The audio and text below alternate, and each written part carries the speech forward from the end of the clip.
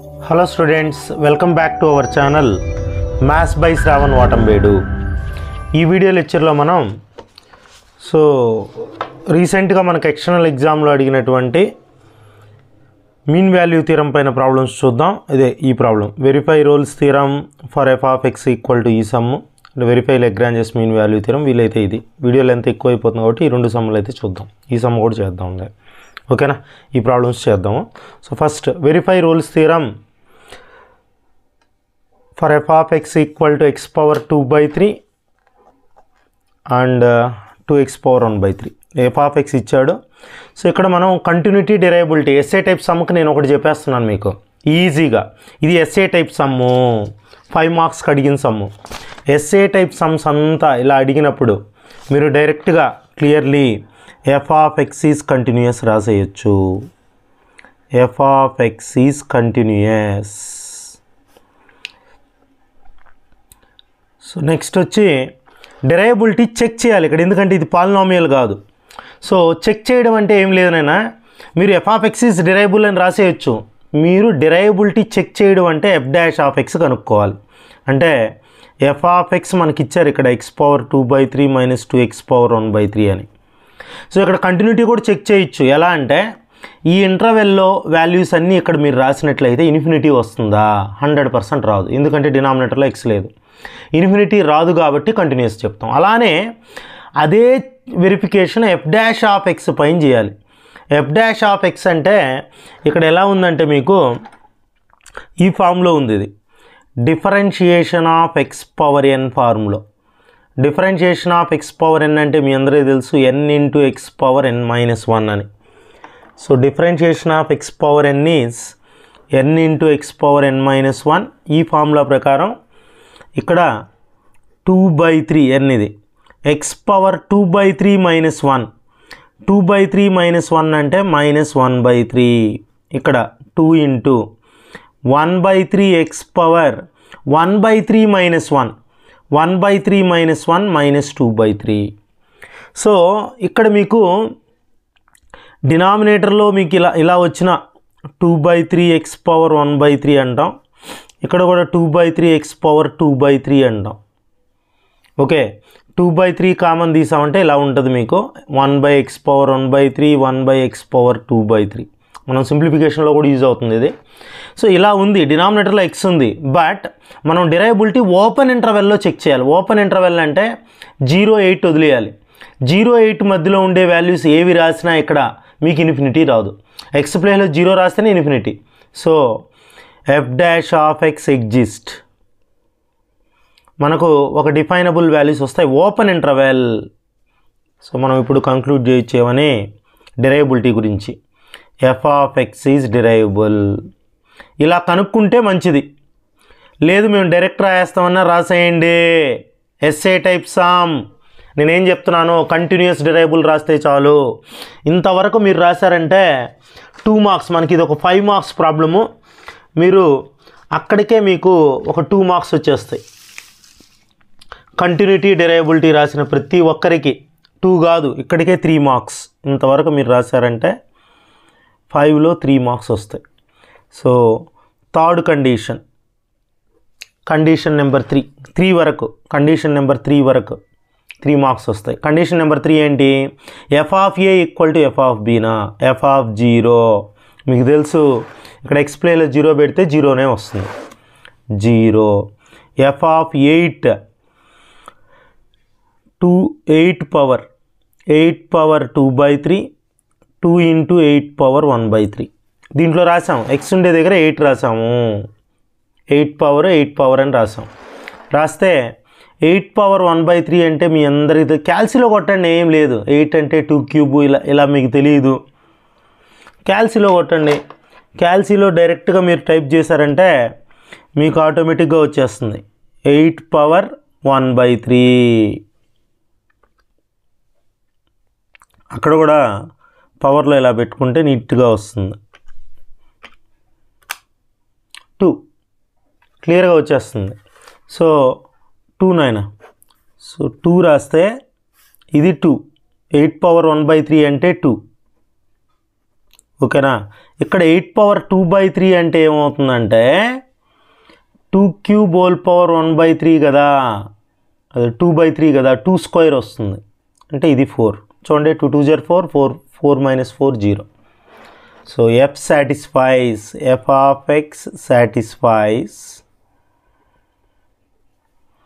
all the conditions of Rolle's theorem. Rolle's theorem conditions అంతా satisfy చేసింది.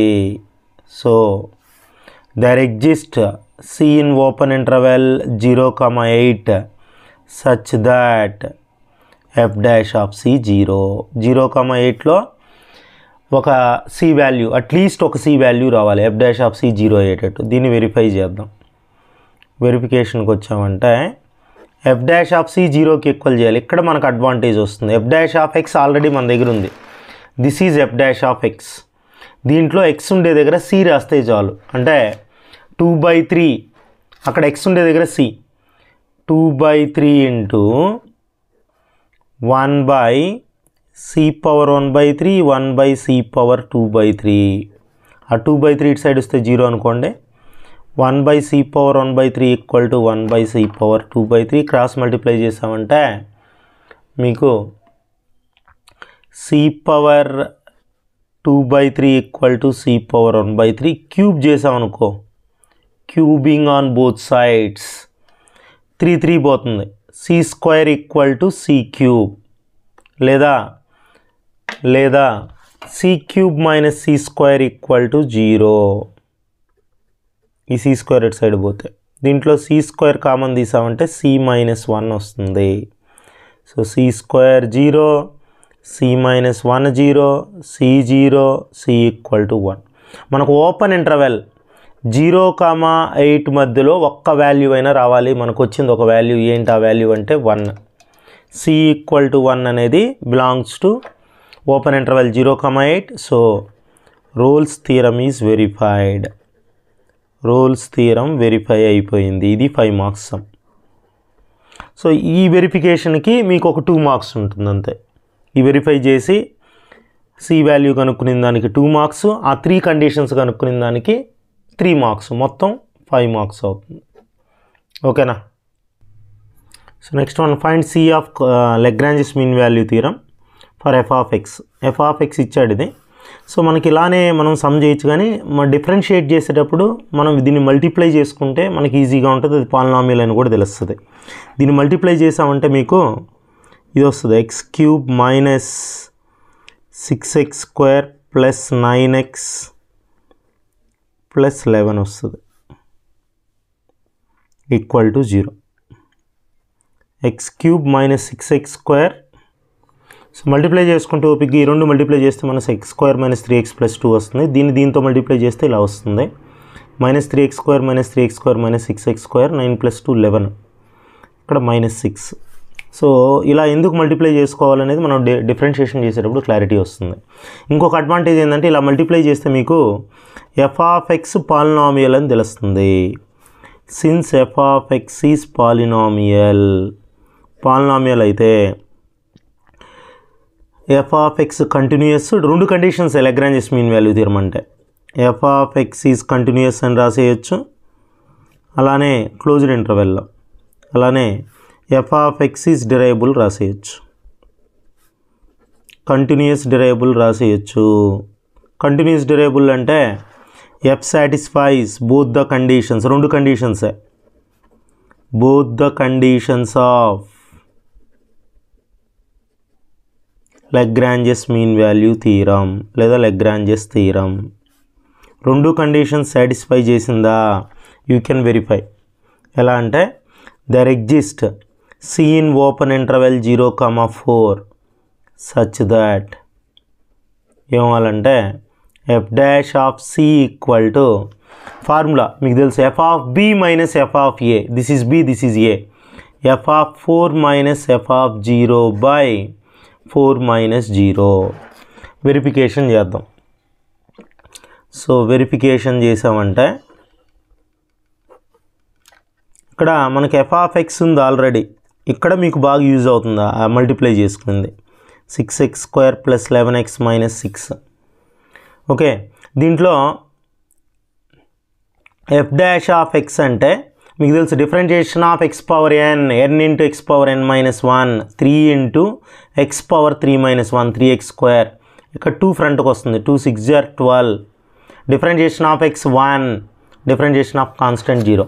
F dash of C అంటే దీంట్లో X దగ్గర సి పెట్టాలి, ఎక్స్ దగ్గర సి అంటే ఇప్పుడు మనం దీన్ని చెక్ చేస్తున్నాం.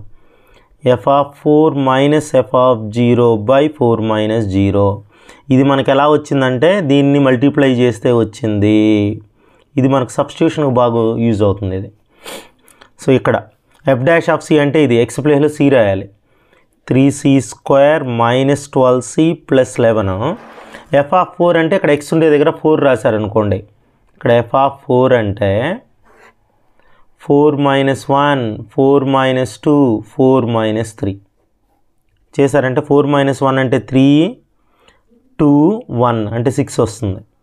F of 0 చేశారనుకో 0 minus 1 minus 1, 0 minus 2 minus 2, 0 minus 3 minus 3 minus 6 అంటే ఎఫ్ ఆఫ్ 4 వచ్చి plus 6, F of 0 minus 6.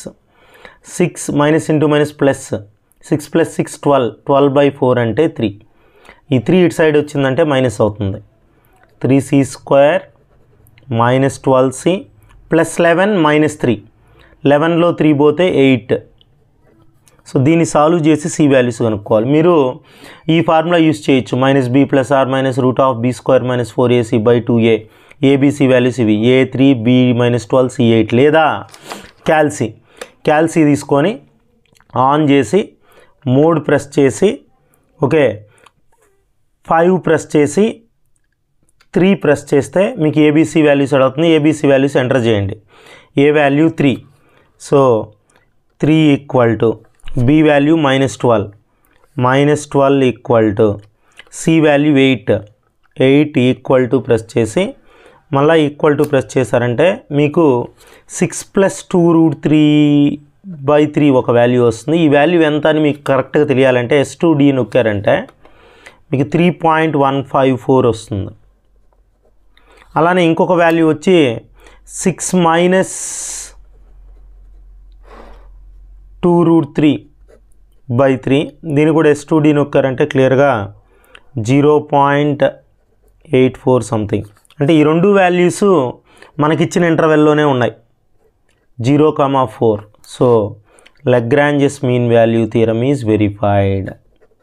లగ్రాంజెస్ mean value theorem verify అయ్యింది.